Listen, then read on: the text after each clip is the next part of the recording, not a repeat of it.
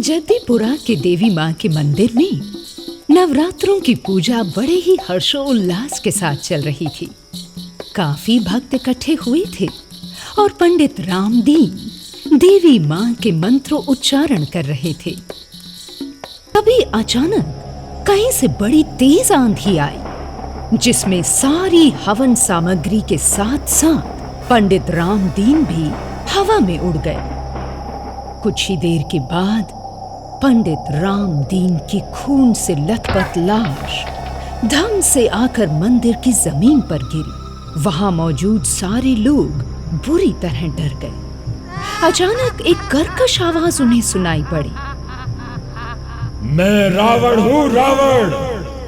एक भी पूजा पाठ करने वाले को और माता की पूजा कराने वाले को जिंदा नहीं छोड़ूंगा। अगर तुम लोग अपनी भलाई चाहते हो तो मेरी पूजा करो, समझे? इस गांव में मेरी ही पूजा होगी। मैं ही हूं शक्तिशाली। संपूर्ण विश्व में मेरे नाम का डंका बजता है। मेरे अधीन काम करोगे तो इस गांव में सुख चैन शांति से रहोगे, वरना सबको मार डालूंगा। मेरा नाम रावण है, रावण। उसकी ये आवाज सुनकर जद्दीपुरा के सारे लोग बुरी तरह से घबरा गए। वो करे तो करे क्या? अब तो उसके भय से उस गांव में लोग रावण की पूजा भी करने लगे, जिसे देखकर 18 साल का मोहन बोला, अरे भाई, अब राक्षस रावण के डर से आप लोग उसकी पूजा करने लगे हो, और वो भी माता रानी की पूजा छोड़कर। कितना बड़ा पाप कर रहे हो तुम। जानते भी हो तुम लोग क्या कर रहे हो, कैसा अनर्थ कर रहे हो। देख भाई मोहन, अब तू जो भी समझना चाहता है समझ ले, पर हम उस शक्तिशाली रावण से नहीं निपट सकते। उसका मुकाबला नहीं कर सकते हम साधारण लोग। तो फिर भलाई इसी में है गांव वालों की कि उस भूतिया रावण की पूजा करके अपने दुखों से पीछा छुड़ाएं, अपनी मुसीबत से पीछा छुड़ाएं। क्या समझे? मैं तो कहता हूँ मोहन, तू भी ऐसा ही कर, नहीं तो तू भी मारा जाएगा उस पंडित की तरह।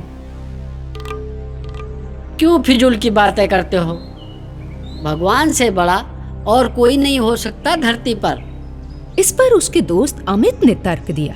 अरे तुमने देखा नहीं क्या, जब हवन चल रहा था किस तरह से जोर की आंधी आई और हवन सामग्री को और पंडित रामदीन को भी अपने साथ उड़ा ले गई। इतनी पावन जगह पर हवन चल रहा था, लेकिन माता दुर्गा ने कुछ भी नहीं किया उनके लिए।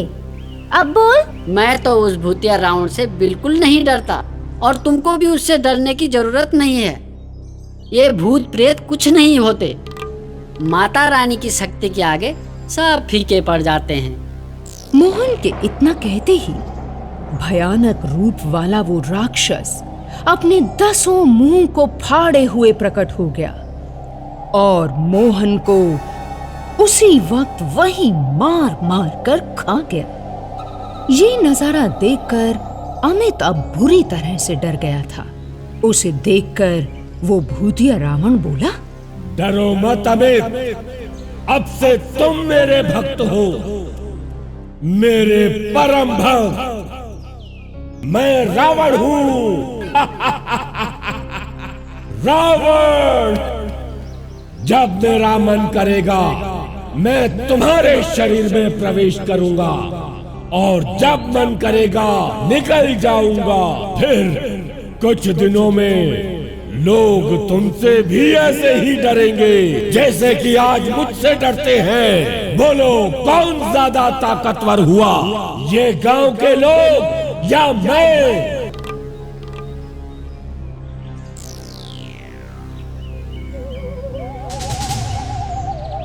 अब अमित अपने शरीर में से रावण की आत्मा को निकालने के लिए एक और मंदिर में गया जहां पर माता रानी की भेंटें गाई जा रही थी। उसे पूरा यकीन था कि वहां पर उसका काम जरूर बनेगा। वो जैसे ही मंदिर के अंदर घुसा कि रावण की आत्मा वहां फिर से प्रकट हो गई। रावण की आत्मा ने वहां मौजूद हर आदमी से कहा, देखो, मैं रावण हूं, रावण। अगर पूजा करनी ही है, भेंटें गानी ही है, भजन कीर्तन करना है ना, तो मेरा करो। क्या करेगी तुम्हारी माता रानी? अब तक तो गांव वालों का भला किया नहीं, अब कौन सा कुबेर का खजाना ले आएगी वो? माफ कर दीजिए, आप जो कोई भी हैं, कृपया यहाँ से जाइए। हमने आपका कुछ नहीं बिगाड़ा। आप माता रानी की पूजा में विघ्न डाल रहे हैं। अच्छा, विघ्न? मैं पूजा में विघ्न डाल रहा हूं? कितनी बार तुम्हें चेताया है मैंने, माता रानी की पूजा को बंद करके मेरी पूजा करो। अगर अपने बच्चों की सलामती चाहते हो तो बंद करो ये भजन कीर्तन, वरना एक एक को मारकर खा जाऊंगा। और ऐसा हुआ भी। पुजारी के विरोध करने पर उस राक्षस ने उस मंदिर के पुजारी का काम तमाम कर दिया। फिर जैसे ही अमित मंदिर के बाहर आया, वो धीरे धीरे अपने असली रूप में आया। असली रूप में आने के बाद लोगों ने उसे पकड़ लिया और पुलिस के हवाले कर दिया, जिससे उसे उम्र कैद की सजा हुई। अब वो एक कैदी के रूप में सिटी जेल में सजा काट रहा था। वहां मौजूद एक दूसरे कैदी ने उससे कहा, नया नया कैदी आया है, हैं? पुजारी का खून करके आया है? अबे यार, क्या पड़ी थी तुझे खून करने की? ये सुनते ही अमित के शरीर में एक बार फिर से रावण की आत्मा प्रवेश कर गई। वो बोली, हाँ हाँ, मारा है, और अब कान खोल के सुनो। इस जेल में मौजूद हर इंसान को मार डालूंगा, किसी को नहीं छोड़ूंगा, किसी को भी नहीं। मेरा नाम रावण है, रावण। ऐसा कहकर उसने मौजूद वहां सारे लोगों को मार दिया। उसके 10 मुंह से भयंकर आग की लपटें उठ रही थी, जिसमें सारा का सारा सिटी जेल जलकर राख हो गया। गांव में रोज ऐसी घटनाएं अब आम हो चली थी, जिससे अमित के घर वाले बेहद परेशान थे। वो एक ऐसे तांत्रिक की तलाश में थे जिससे अमित को मुक्ति मिले और उस राक्षस रावण का भी काम तमाम हो जाए। फिर कुछ दिनों की तलाश के बाद उन्हें शिव जी का एक भक्त मलंग तांत्रिक बाबा मिला, जिसने उन्हें गांव की सारी स्थिति वहीं बैठे बैठे बता दी। उसने कहा कि जद्दीपुरा गांव में ये रावण राक्षस जब तक है, तब तक ना अमित का भला हो सकता है और ना ही गांव वालों का। उसने फौरन देवी मां की पूजा की तैयारी करी और फिर कहा, दशहरे का दिन, विजयदशमी का दिन अति पवित्र दिन है। ये त्याग और तप का दिन है। यही दिन उत्तम है रावण को उसके असली लोक में भेजने का। मुझे मेरे लोक में भेजोगे? रावण को रावण के लोक में भेजोगे? इसके बाद तांत्रिक ने अपने हाथ में पवित्र जल लेकर अमित के ऊपर छींटे मारे। पवित्र मंत्रोच्चारण की शक्ति से उस रावण की आत्मा को कैद कर लिया, जिससे वो छटपटाकर इधर उधर भागने लगी और फिर अंततः रावण के पुतले में जाकर धूम धूम कर जल उठी। उसके बाद तो गांव के लोगों ने चैन की सांस ली और दशहरा धूमधाम से मनाया। राजू के मम्मी पापा अपने घर में एक सुंदर नेवले को पाल रखे थे। राजू हमेशा नेवले के साथ खेला करता था और नेवला भी राजू का बहुत ही अच्छा दोस्त बन गया था। राजू घर से बाहर जाता तो नेवला भी उसके साथ चला जाता था। राजू के घर के पास एक पीपल का बड़ा सा पेड़ था जिसके नीचे एक विषैला सांप रहता था। सांप बड़ा ही बदमाश था, आते जाते लोगों को काट दिया करता था। उसके काटने से लोगों के शरीर में जहर फैल जाता था और लोग मर जाते थे। और इस तरह उस सांप ने उस रास्ते पर आतंक का माहौल पैदा कर रखा था। लोगों ने राहगीरों को बचाने के लिए पेड़ पर एक तख्ती लिखकर टांग दी थी और उस तख्ती में लिखा था, कृपया सांप से सावधान रहें। आसपास के लोग सांप के डर से हाथ में डंडे लेकर जाया करते थे। एक दिन सांप चुपके से राजू के घर में घुस जाता है। रात के 11 बजे राजू अपने कमरे में सोया था और उसके मम्मी पापा दूसरे कमरे में।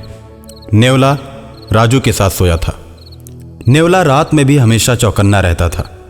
सांप राजू के कमरे में घुस जाता है और जैसे ही राजू को काटने की कोशिश करता है, नेवला सांप की गर्दन को पकड़ लेता है। दोनों में भीषण लड़ाई होती है और अंत में नेवला सांप को मार देता है। सांप का खून घर के दरवाजे से बाहर की ओर आने लगता है। राजू दरवाजा बंद करके सोया है।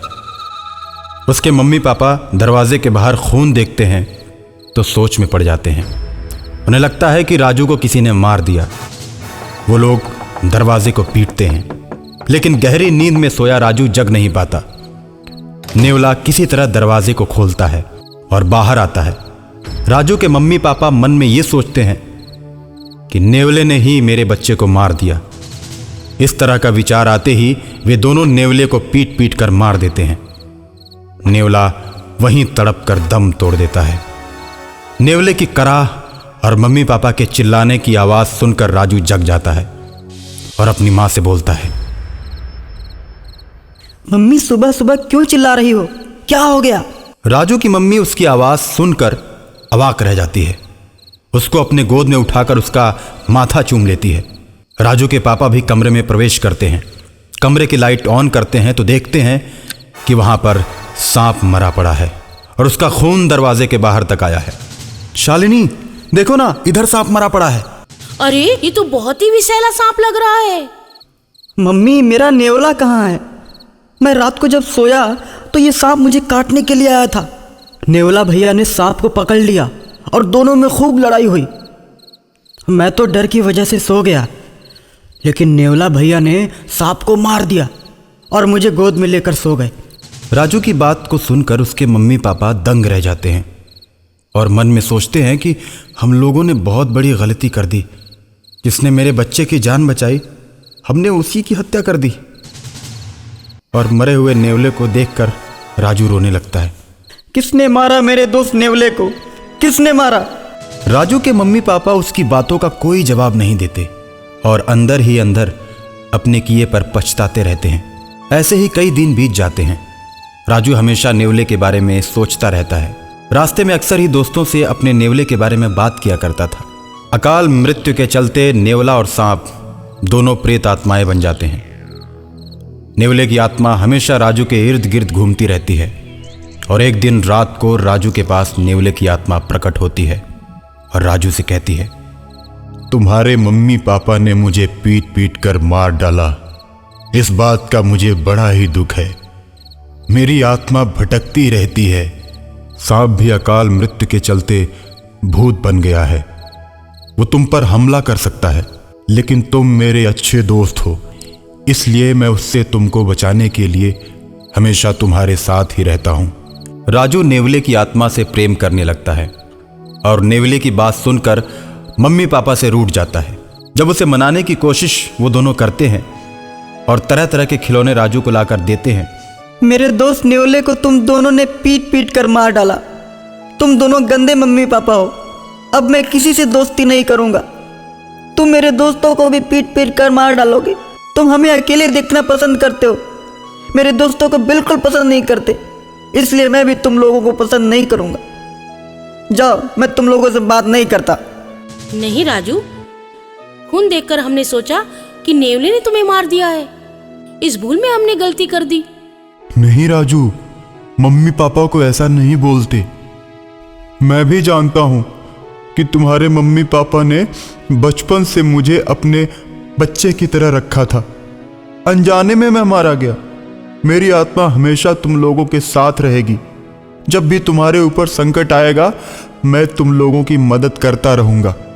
और अचानक एक दिन सांप का भूत राजू को मारने के लिए आता है। राजू को अपनी पूंछ में लपेटकर हवा में उड़ जाता है। राजू मदद के लिए अपने दोस्त नेवले को याद करता है। सांप जैसे ही राजू को ऊपर ले जाकर पटकना चाहता है, नेवला वहां पहुंच जाता है और राजू को सांप के चंगुल से छुड़ा लेता है। सांप नेवले पर टूट पड़ता है। सांप नेवले को पकड़कर उसे पेड़ के पास ले जाता है जहां वो रहता था। अब तो मेरा जहर और भी तेज हो गया है। देखता हो मेरे जहर से तुम लोगों को कैसे बचाते हो। इतना कहकर सांप गायब हो जाता है और बहुत से लोगों को काटकर उन्हें मौत के घाट उतार देता है। लोगों को परेशान देखकर एक तांत्रिक बाबा आते हैं और कहते हैं, एक सांप भूत बन चुका है, वही लोगों को मार रहा है। बाबा, हमें उस सांप के प्रकोप से बचाइए, नहीं तो वो हम सबको मार देगा। तुम लोग परेशान मत हो। ऐसा कहकर तांत्रिक बाबा बीन बजाने लगते हैं। बीन की आवाज सुनते ही सांप की आत्मा मदमस्त होकर तांत्रिक बाबा के पास चली आती है और तांत्रिक बाबा बोतल का ढक्कन खोलकर सदा के लिए उसकी आत्मा को उसी में कैद कर लेते हैं और शहर को सदा के लिए सांप के भय से मुक्त कर देते हैं।